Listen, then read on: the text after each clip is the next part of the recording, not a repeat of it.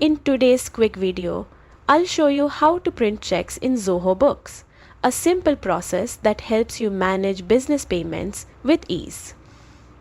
If you find this guide helpful, don't forget to like and subscribe for more Zoho tutorials. Start by opening Zoho Books and heading to the Purchases section from the left sidebar.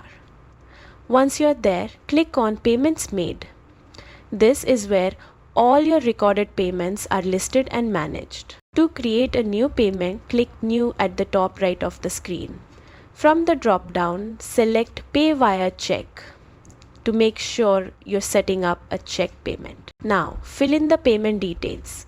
Enter the amount, choose the payment date, and select the bank account from which the funds will be drawn. Always double check these details to avoid any errors. When you're ready, you can either click Save and Print Now to print the check immediately, or choose Save and Print Later if you plan to print it later. Once the check is printed, the payment status will change from to be printed to uncleared, indicating that it's been issued but not yet cleared by the bank. And that's it. You've successfully learned how to print checks in Zoho Books.